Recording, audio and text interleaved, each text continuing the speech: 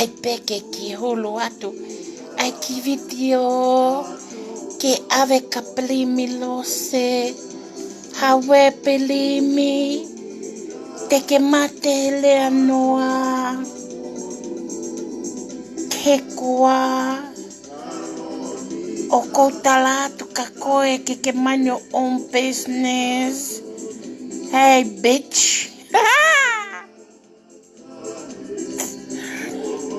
Hey, bitch. O como pe, que apanga tupe. That tupe is starting. And it cover the whole wide world, eh? Koe ku talata ka motol ke tapuni fale malolo. Eh? Tapuni ilose, lokai. Mo ki risiti kona ke ave holo. Yeah. Yeah. There is a time o kuya ai fiamo kaki. Ai businessy. Eh? Ka o kuha lose. Si o mai ki hepe kua o mo ia te mo tomasi ki ai. Koe vahe penai toko taha lose. Awe, ho puna lose, awe, he puna lose, hangea peka, he fire lose, he mo tala. Do you think you quite get banga tupe? Do you really think we don't have any money? Shut the hell up. Hey, kwaki hulu atu peka ke ki isi o mai lose. Kona, como me ana ko mo kore mo saloni ke ave atu ke nau o atu ko nau tolo o atu ki fa mo oni ko nga ka mo ki fa mauanga. Ke mo ki fa mauanga te alu atu mo revenue atu pe he o ku ia ye me ku ko executive decision o ku toloi ka toki ai is not kaka. That's what called a delay. And pushback, you bitch.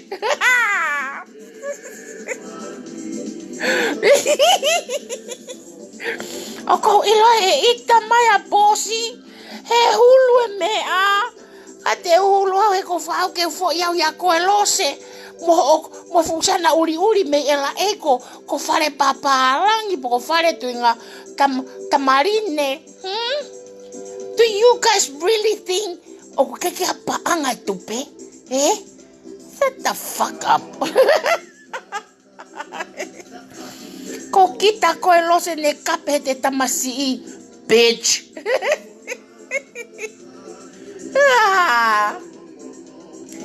Pea lose.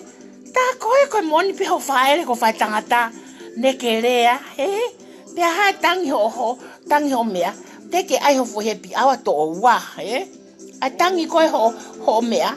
Tangi koe ho grandma. Hawe lose. Na ton ke hanga o tua whawale ho ngutu. Ke lea ake hahingo ake.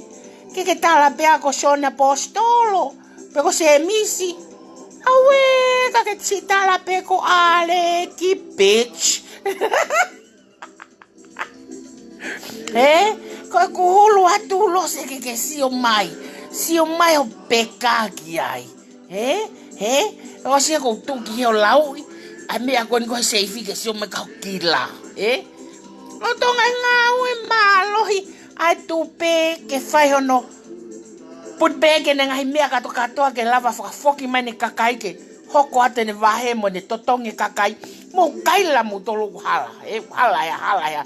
Kai ka paanga ya. Really? But what is this, bitch?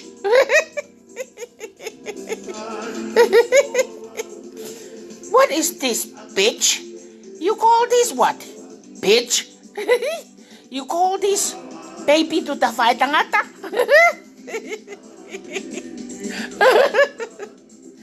Hello, ita vaya and Jay, please. I wanna just show the evidence to the people. Ke mo siya mai kiai o ku ngawe malohi. Ai chepta e faua. O na ngawe malohi no pute fantuketa. Ke lava ke mau hanga totongi kakai. Pa ke lava ke o te mau hola me mau mo ua. Kana wana to tala mau bitch. We, club ko ka valu. Que tau ka bata. Kataki. Akanesi ko mau fo storm never last. He koa, o ke toi ui koe, mea koe halose. O ke ui koe mea koe ko tiriva ko whae tangata he po uri ke ngā ue oha hoki fulu mea, hoki ki whine ko kia ke kewa he ke bitch. Nuni, epe ke ki hulu I at ke sio, he? Ki hulu I atu. Kai ke wawe mau karaoke ko nga, ka ke atu ki sinyo, fola he ke mau sio. O koe mea ko push back a businessi, ka make a right decision, ke ne follow wai he ne hala whanonga. He mau puna mai mo kila, o ke mo ila mea taha ke ngawe koe nika, mo puna mai o whai whamatala loi mo mea katoa koe, bitch. He? O kita koe nai ui te tamasi ko bitch. O ke hau ko kono noa ia mai, pa ke puna halo mo ki receipt. Ai mai o ki receipt, mangu tae ke ha? He? Ko ai me ki receipt ko ia ke ha? Ko ia ai, o te ke hau koto he, ai ke hau ko ai mau me ake COVID. Wanoa, talatu ka koe ke tuku o alo nuho elelo ke toto.